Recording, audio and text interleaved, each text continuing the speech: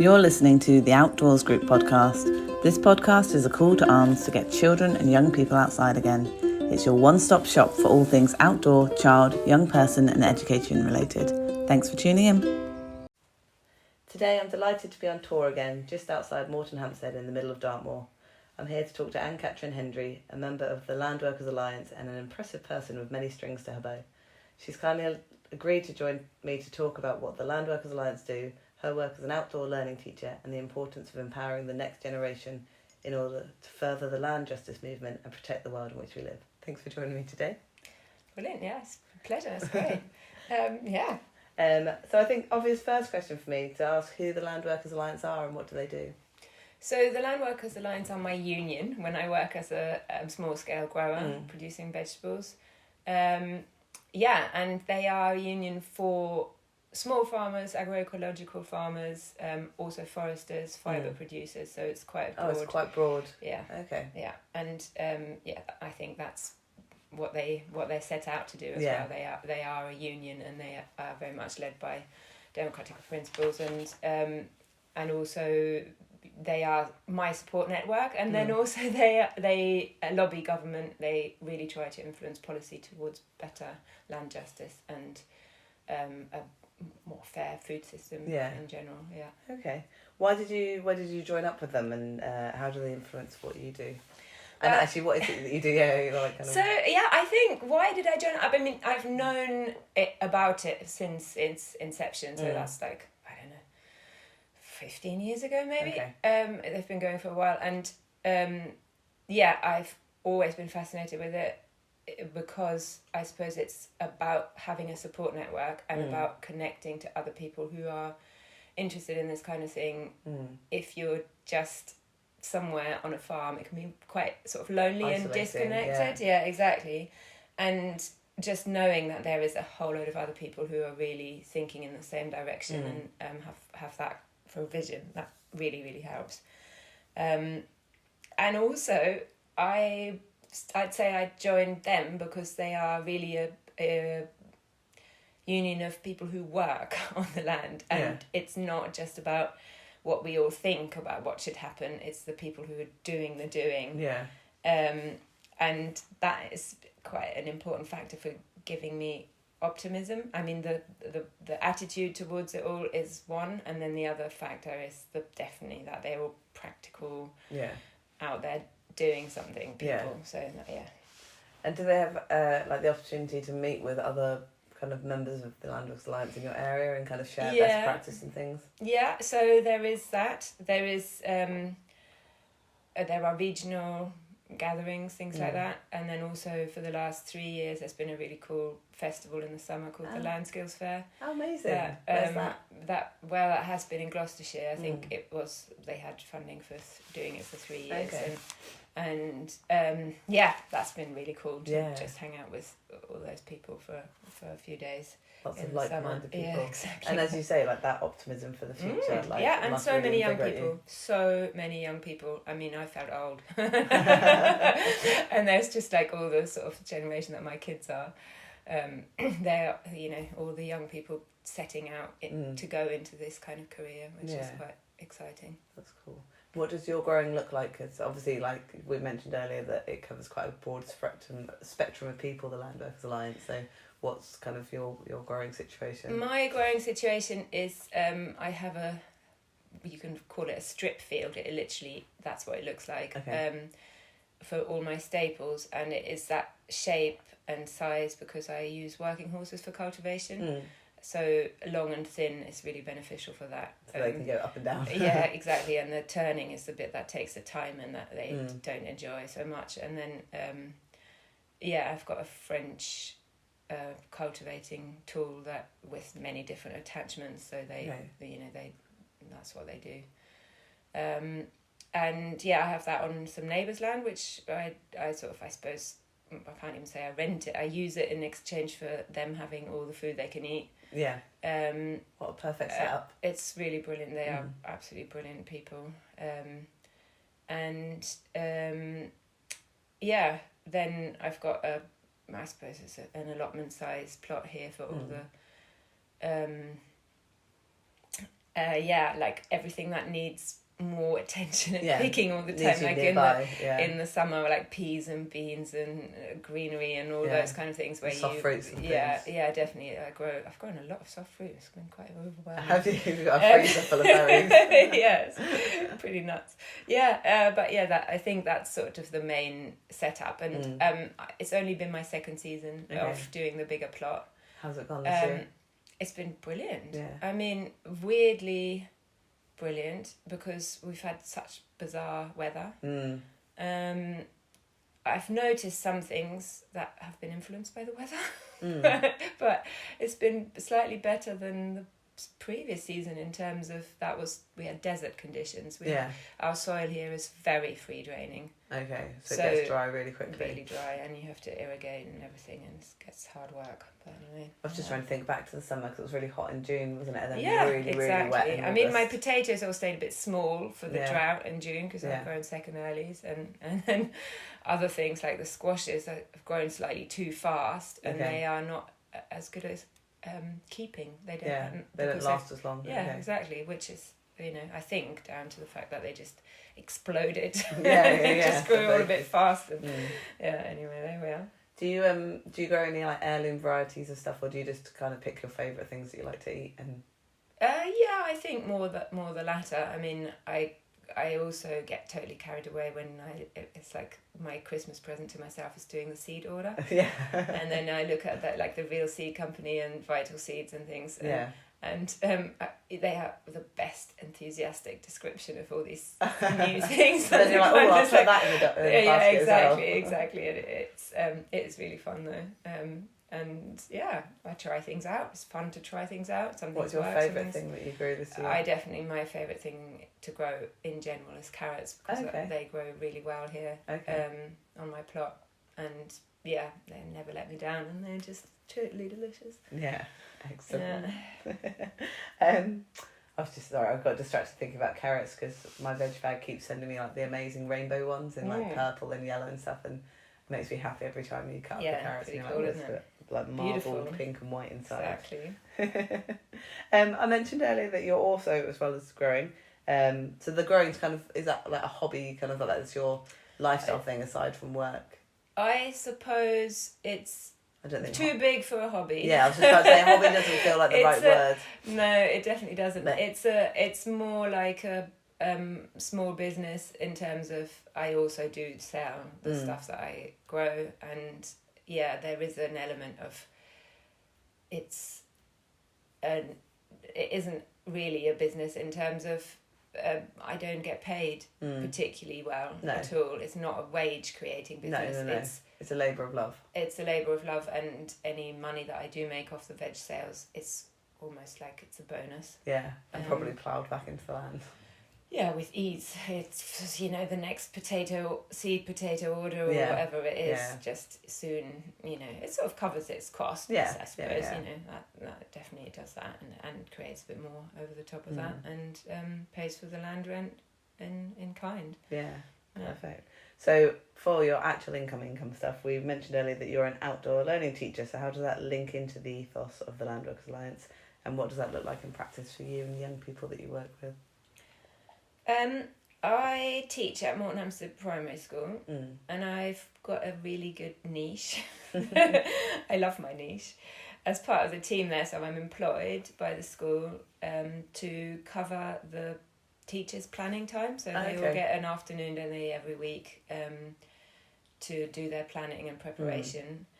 And that's when I go into the class and I cover we've only got 3 classes after like reception. Quite a small primary school. Quite a small primary school. So I do each class every week, and my brief there is to I suppose teach outdoor learning lessons that connect what the children are learning in the classroom and the rest of the curriculum, and then connect that with practical activities outdoors. Oh, awesome. And yeah, I really love that. I find it really creative for me. Yeah. Because I feel like I'm the only person who's allowed to make up what they want to do. Yeah. And I really enjoy coming up with new activities. Can you give me an example of something you've done this term with them? So One of the things I did was, for example, they were talking about the Victorians, and they always talk about famous Victorians, and then talking about Charles Darwin, and then we did a whole project about Darwin and the worms, because he wrote a book about earthworms and really studied them in depth.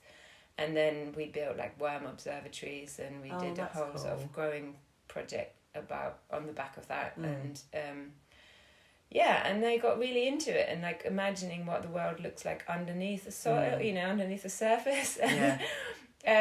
Or it could be even further sort of removed in a way from really the growing aspect. Sometimes I really do DT stuff, like, or connecting DT and music, for example. Like they had a rainforest topic, and then we did making musical instruments for rainforest sounds. Oh, that's so cool. And then and it was really, it was really fun. I mean, it's all very basic, but they had a really great time, and I get to introduce tools a little bit, we explored different sounds, and it's all, I only ever really work with natural materials. That's like my main thing.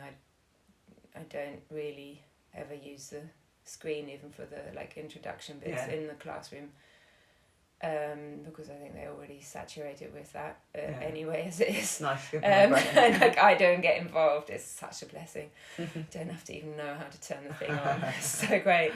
And then and then also just getting them to experience all these materials that they've got in their school grounds and use them for different things. That's kind of what I do. What's their outside space like at the school? It's not, they've got a big playing field, which is great, and they've got a couple of sort of willow structures which I use for resource. I chop them every year, give them a haircut, and then you've got the willow to use. Exactly, which is brilliant. I want to extend that actually, and then they've kind of got a little area around the side of the playing field. It's like a long thin thing that and they have an outdoor classroom which we can use. You can sit a whole class in a circle, and that's cool. Kind of, but that's all it is. There's nothing else to it. There's the roof and benches around the side. So, but it is a space that we can use, and they've got 4 raised beds and 3 apple trees that are young. Do you tend to be the one in charge of the raised beds and helping them with the growing? Yes. I feel like that's one of the downsides of me being there and being the outdoor learning person, is basically no one else gets involved with it. So it's like, that's covered. Don't need to do anything else. Don't need to get interested in it's just like one less thing to worry about. It is a bit like that. And then we've got a few more growing spaces around the school, a few more raised beds. And what do the kids like to grow? Well, we've a couple of years running, I've done like a square foot garden project with them, so where they go in really small groups, and every little partner or small group gets a little square foot, little space on their raised bed, and then they have really totally different ideas of what they want to grow, and obviously some things don't work, some things really do, and and some seasons it works better than others as well. Cause, I just had a flashback to working with some kids who were desperate to grow watermelons, and I thought, well, in theory maybe it would work. We grew watermelons alongside courgettes, and I don't really know what happened, but one of the courgettes grew and looked like a watermelon, and the kids were convinced, and I was like, I don't think it is watermelon. We took it home and cut it in half, and of course it was a courgette, but just a perfectly round big one, and it kind of had the stripes on it that a watermelon would as well, and they were so disappointed. I was like, I don't think it's warm enough here to grow watermelons. I don't think so. No, this is totally it. Sometimes it really is a bit disappointing, and also, but that's an important life lesson, right? I think so. And then also there's a sort of limit nowadays that I put on myself, as to not volunteer too much because I have done that. Like you just think, oh, it just looks so amazing. I just want to keep it alive over the holidays for them to come back to something beautiful. It just looks gorgeous. And then you end up going there and like watering over the holidays or whatever it is, whatever it takes to maintain it. And then like since I've had that role at the school with having that brief of connecting the lessons to it, it doesn't always involve gardening, and then I'm not going to volunteer to make all the garden spaces look beautiful, and there's sometimes they just overgrow with weeds, and then that's part of the deal, and then we deal with the consequences.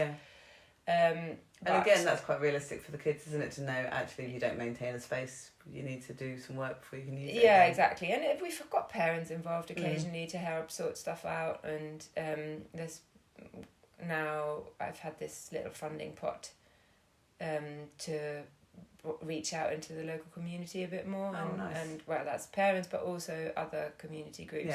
It's not really sort of it's in its infancy, this kind of outreach. It's been quite a steep the decline of having anyone involved or obviously happened because of COVID. Like there was an eco group and parents involved and everything before that, and then there was nothing because nobody was allowed onto the school grounds for so long, and it really just killed it dead. Unsurprisingly, so it's like starting from scratch again now, it is really like starting from scratch, and and I think it is slowly happening, but it's a lot more effort than you'd think. And I do that, like those little farmers markets that I've been organising, they're part of that. And they're at the school. And they're at the school, just outside, really. And again, a few more people come every time, and you think, oh, this is actually really nice, and they get to see that there's good stuff for sale, and then the kids get quite inspired because sometimes they've raised seedlings or done propagation, taking cuttings of all our herb plants and stuff, and it works, and then they sell them, and then they make some money for their class funds or whatever it is, and it is working quite well, really. I think it doesn't always look pretty. That I think that's maybe, that I'm not so good at blowing my own trumpet about it all, and then when you're just a passerby or just a parent who comes in and out to pick your kids up, then you'd think, oh, this is all abandoned, or it's untidy, or what's it's not made to look like anything, because I am not the gardener. I'm not there employed as and I did, when I first started there, I had an awards for all grant, and I sort of sorted that out to be able to have a few hours a week of just doing school grounds by myself to begin with, and it looked quite good then.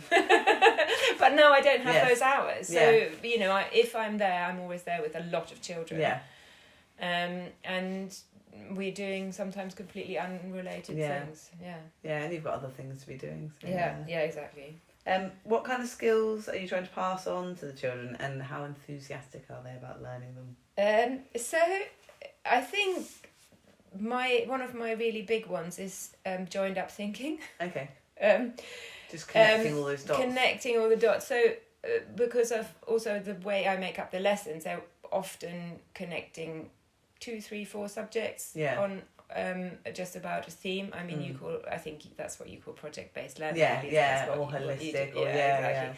All of those kind of things. That's kind of how I was taught to teach when I studied to become a teacher. And then, the whole thing of, creativity, respect, self-regulation, perseverance and stamina, all those sort of things, they're like the hidden curriculum. The soft skills, though you don't really talk about those so much.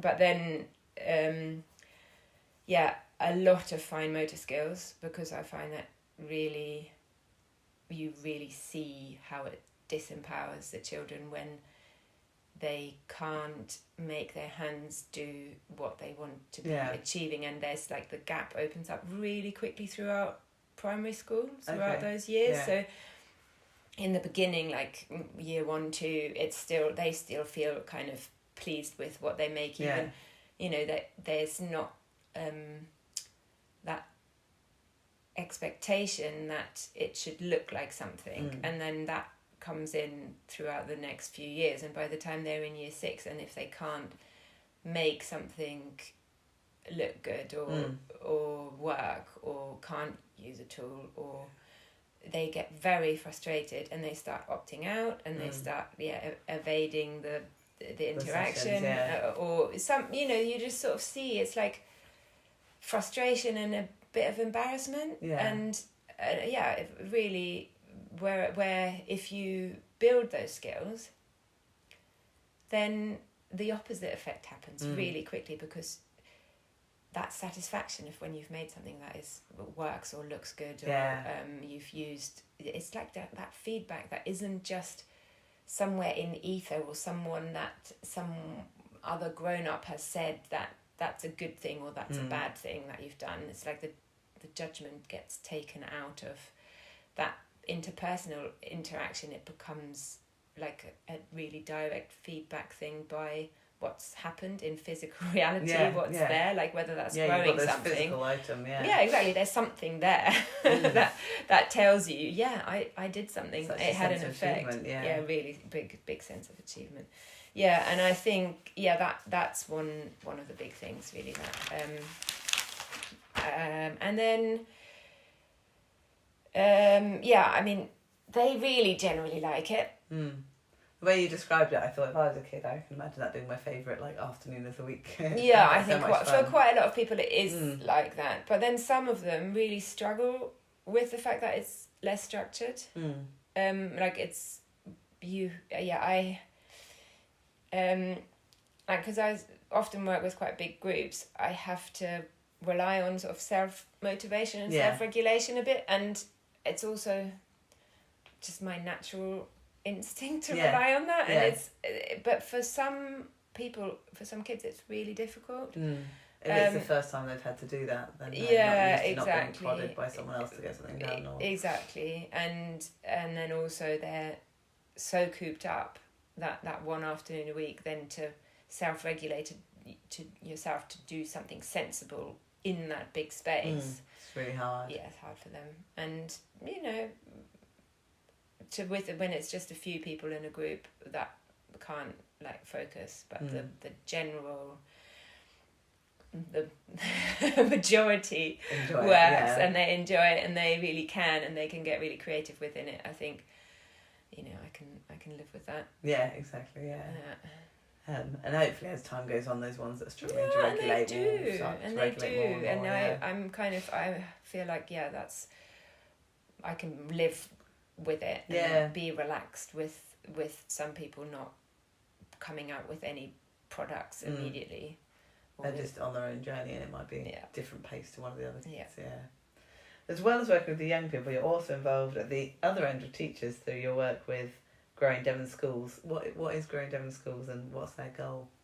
So it's called the Growing Devon Schools Partnership, and it's a really small organisation, and it's currently also quite quiet because it's been going for 10 years, and it's been mainly focused on holding teacher training and Skillshare days, and sessions. So we did some after school ones as well, and we were seeing that a lot of teachers lacked the specific skills to take children outside, and they were keen, but they felt underconfident. And it's, I suppose skills around growing food and interacting with the natural environment in the school grounds, and coming up with activities around the food cycle and things like that, and whatever environmental things you might want to be doing. So our goal was to empower teachers and for them to incorporate these kind of life skills and all the other benefits that come with outdoor learning into the daily life with their classes. But then you know how it is. It's it's very difficult for them at the moment. So much pressure on teachers for all these goals that they've got to hit and stuff. So do you run some of those sessions? Is that what your involvement with the company? So I'm one of the directors of that organisation, and actually, I've been helping to run those days and the after school sessions, but it was a similar sort of story to do with COVID actually, because we had this, it was just, I don't know, bad luck or however it just worked out like that. We had a funding pot and we did a lot of training days through for about an 18 months period. Yeah. But we did our last day literally just before the first lockdown. Okay. And then the funding ran out, and then COVID and then happened. COVID, yeah. And then so we've done I think we've only done a couple since then. But also it's true of so many businesses, isn't it? They're just still building back up after COVID. Yeah, exactly. And this little funding pot I've mentioned before, that's actually I got that's through Growing Devon Schools with them, and we've it's kind of a little bit of a different focus. So we decided to focus on working with one particular school and one local community, and sort of try to direct the training aspect and the not just at teachers, but also, you know, why not volunteers that might be helping from the community, or parents, or that's kind of what we're doing at the moment, and we're due to hold a training day before Easter, I suppose. Yeah. And so did the teachers choose to come on the courses, or is it the headmasters saying, right, we're going to send you on this course? I mean, how did they find the training days when you were still doing them? So we have got a database of all the schools, and it's quite an effort to try and invite everybody. Yeah. And then because it's been going for quite a long time, there is a certain amount of there's another Growing Devon Schools day. I really, really want to go on it, and they just pester their head teachers to that they please be allowed to go. So they're really enjoying those days. Enjoying those days, but then it's harder and harder for them. We've also been reaching out to different I've forgotten what the organisation was called, but people who work with children with very specific medical needs, and they came on the last one. Cool. And also places like Bidwell Brook. Again, special needs educators, and that's been quite interesting. I think for them as well. And I guess for you guys that presents slightly different challenges in the skills that have different considerations in it. Well, it's been very much about practical skills. So every training session, there's not that much talking. It's really like when we used to do the after school sessions, we literally would rock up like a small mobile garden centre, because we were bringing all these things teaching people to do seed sowing and transplant, like pricking out and transplanting, or even like harvesting pick and come again lettuces. It's like one of those things you need to have done it physically to know how to do it, or to at least to have the confidence to then do it with a whole group of children, because you can read it and think that's easy. When it comes to doing it, it's experience, and then once you've got the confidence, you can then think, actually I would know how to demonstrate that to a group, and then see that they can get on with it themselves. So that's been really interesting, but we'll see what happens next. You know, it's just one of those things where it's also about potentially changing the format a little bit because of how things have evolved within the school system. Change, they really aren't. The budget just isn't there. No. I think because we've always made those days free of charge to the teachers, but just if it's during the school day, they find cover staff, and they're finding the cover staff and paying for the cover staff seems absolutely impossible nowadays. That's it. We were running free events for Senkos, which is just kind of networking and kind of skill sharing. But it was mostly that the Senkos were like, we can't afford to lose half a day to go to the woods, even if it is a free event. So it's exactly. That's totally where it's at. Real challenge, isn't it? I don't know what the answer is, but I guess we'll all work out one as the time goes on. On top of all of these things, I'm not sure how you've managed to fit everything in. You've just finished a project with Touchwood Southwest, which is funded by the Arts Council. Can you tell us a bit about that project? So that was a 2-year project, and basically it was very much about learning practical skills using natural materials. So it was about craft. Yeah. And we went into 5 different primary schools, and they got half term worth of sessions. So when we went there, we would go, like, say every Tuesday afternoon for 6 weeks, for the whole afternoon. And in the class we were working with, the children would be able to choose from 3 different activities. So it was myself and a colleague, which was a different craftsperson every time. So they were someone who was actually working in the field and making a living out of what they do. So from carpentry to ceramics to basketry, those kind of those were the kind of skills. And then for that 6 weeks, the children would be working on one specific project. So it wasn't like a taster of this, a taster of that. They It was really like literally, in it. if you were choosing to make a basket, you were working on your basket for 6 weeks. Yeah. And we would start actually before that with an intro day, where we built a house, a timber framed house with the children. Oh, amazing. So this is a really cool thing that got made by Astrid, who leads Touchwood Southwest, with a group of women who were survivors of domestic abuse. Oh, okay. So it was like she taught them carpentry skills, and it came out with an amazing small scale timber frame that is a replica of a medieval hall house. Oh wow, that's cool. So it's big enough to fit nearly a whole class of children into it when it's built. Amazing. So yes, you build it in a day. It's a whole day workshop. And around that, a few other sort of history kind of activities, and the first sort of taster of these different craft skills. So because we were making some side panels for the house in the afternoon using willow and weaving some wall panels with that, and also doing some thatching and making string, theoretically for that, but really we were just making string from raw sheep's wool in another group. And the children really enjoyed that. Sounds amazing. And and then so that would have been the taster for the first year, and then the second year a similar thing, but more about they got to, again, a project, Astrid working with women. This time I think it was in the probation service. Okay. And they made a log cabin kit. Okay. Oh, that's so cool.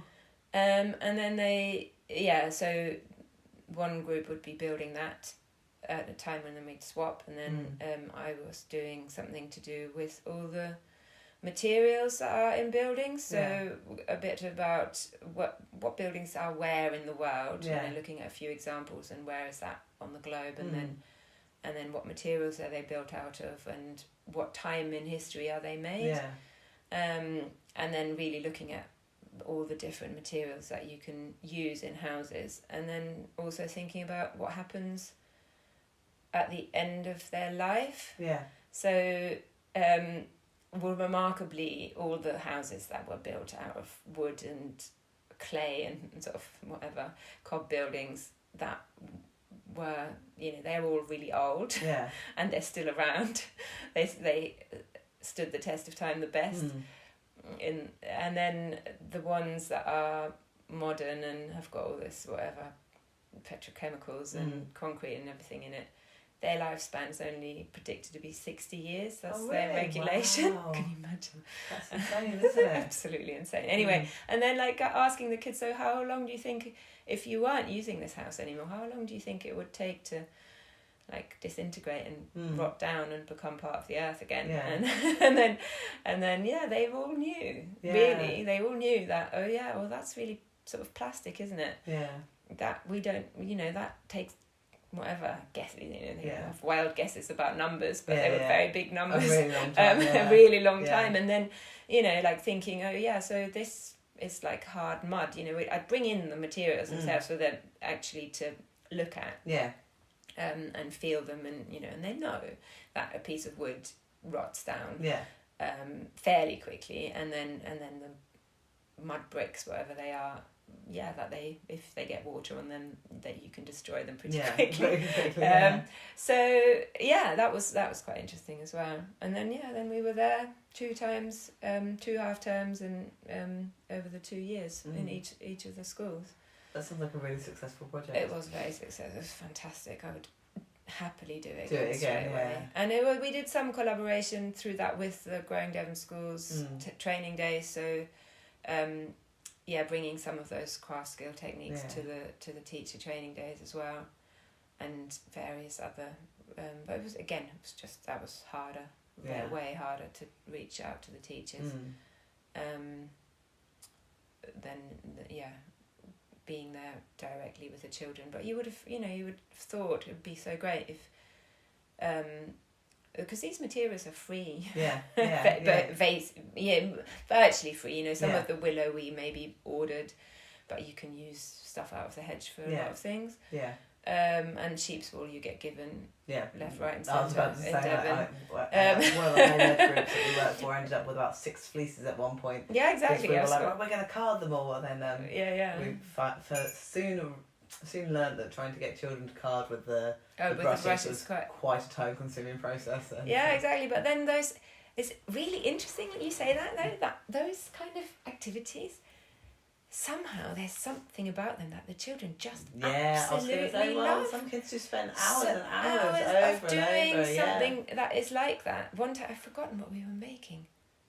Completely forgot whether we were sewing something. We were sewing. It's probably we were going to grow barley, because we were talking about the Vikings, and they were people who grew cereal crops. And it's known that they grew barley.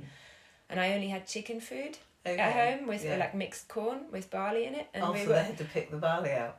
Yeah, we just had sitting there with a little bowl and picking out the maize and the whatever other things that were in that mixed corn to just get the barley into one bowl.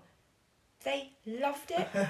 It was so meditative and repetitive, and they didn't have to do any thinking, but it was mindful. Exactly. And I think there's something to be said for doing those activities. It's same with imagine weaving a peg loom full of to make yourself a little rug. That's was one of the activities. So much of it is just doing something with your hands and not having to engage a part of the brain that's maybe overstimulated and overstretched all the time.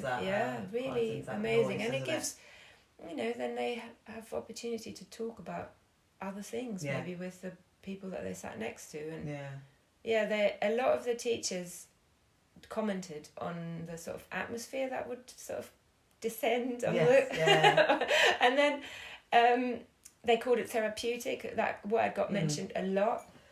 Yeah, it was really interesting. It was really interesting.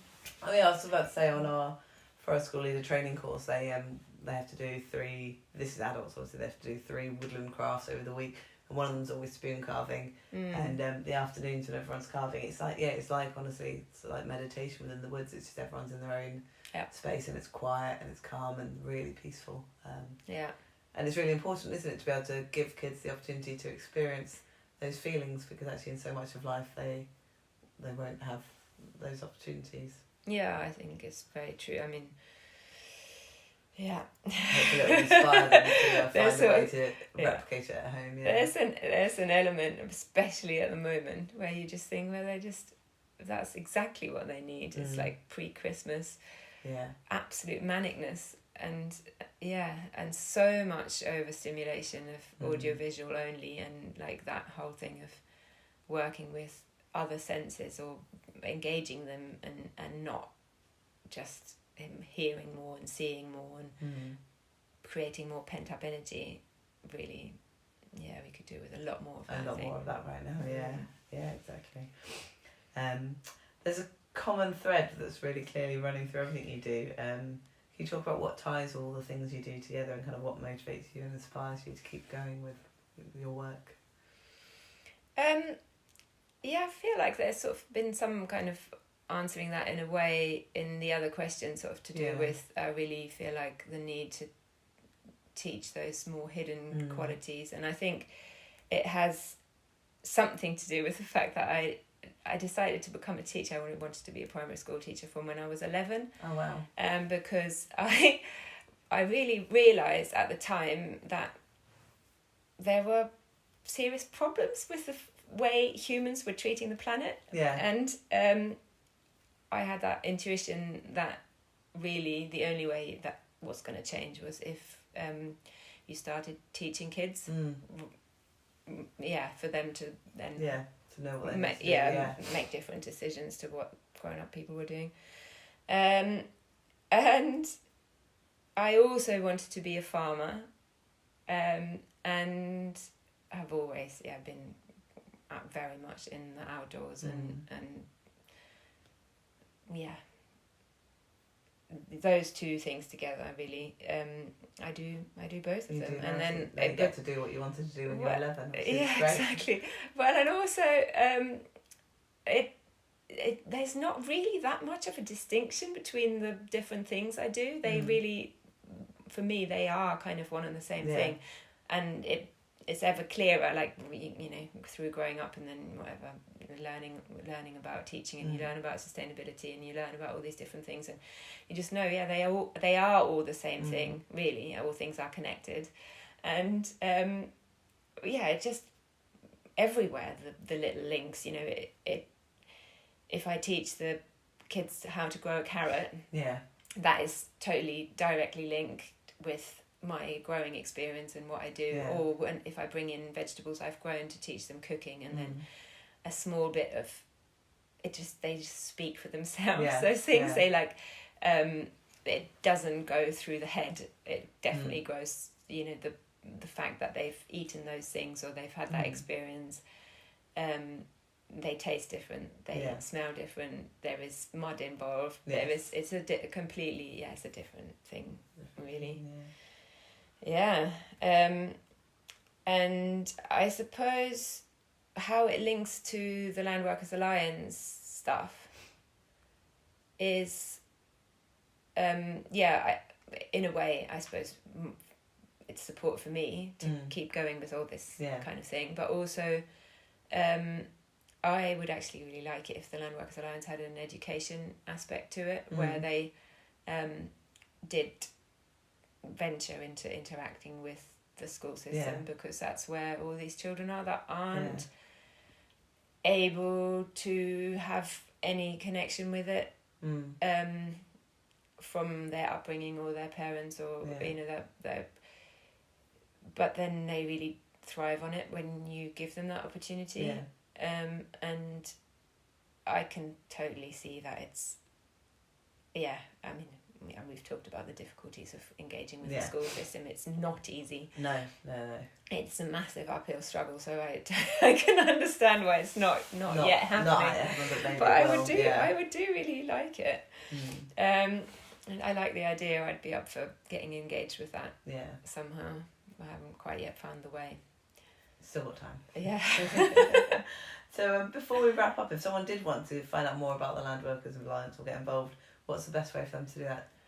Basically there's a website. It's very, very easy to find, Landworkers Alliance, and then there's everything on there. It's absolutely everything, and it's also interesting. There is an aspect of the Landworkers Alliance that is specifically for young people. Okay. So I think teenagers onwards, where then there's maybe discussions about the various pathways into that kind of work as a career, or really vibrant, I think.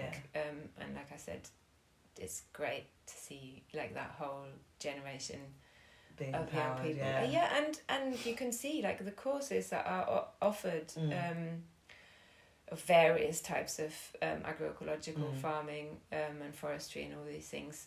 They are really, really popular, and it's because of, I suppose, it's proactive, and there's that sense of optimism that actually you can do something about all the ridiculous problems that you know exist, and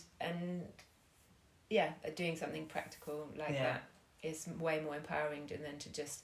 It helps for that climate change anxiety, doesn't it? Yeah, if you're doing exactly. something practical and going, okay, well, I'm not just worrying now, I'm actually going to do something. And maybe it's something small, but it's still part of the solution. Yeah, very much so. Yeah, there we are. Yeah. Awesome. Well, thanks so much for your time today. Just before I let you get on with your day, I've just been asking everyone these questions to finish. My first one is, how do you relax? I suppose I've got my horses, and I get, they and me both benefit from going out riding in the woods. Oh, lovely. And that's probably the most relaxing thing. Brilliant. And what are you reading or listening to right now? So that could be music or books or podcasts or anything. It's probably one of the things I have the least time for. Yeah, that makes sense. It's like I did miss a bit of reading. I do read. I mean, I read things like sort of newsletters and things like, I do read the Landworkers Alliance newsletter because, it's rare enough. It's a weekly little thing. And then articles that are connected to that, because that's what I'm really interested in. Yeah. And then, after that, it gets quite thin quite quickly. Yes, no, well, you've got a very full life, so I can understand that. Yeah. And finally, why is being outdoors, important to you? I can't really imagine any other way of living. I mean, I've always been outside a lot. Yeah.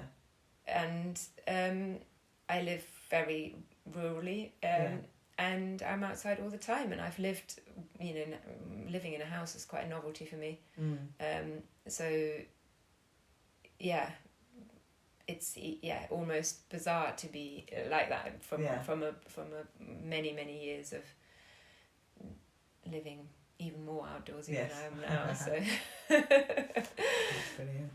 Awesome. Thank you so much for your time today. Really appreciate it. You're most welcome. And I'll put in the show notes all the links to the Landworkers Alliance and the Growing Devon Schools, just in case people want to find out more. Yeah, great. Brilliant. Thank you. Excellent.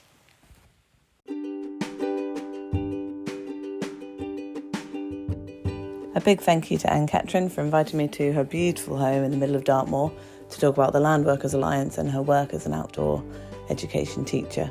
Really enjoyed chatting to her, and I hope that you enjoyed listening to the conversation as much as I did taking part in it. As always, if you like the podcast, please do share it with your friends, rate it, subscribe it, do all the things that mean that more people can find us. We'll be back in a fortnight with our next episode, and until then, thanks for listening.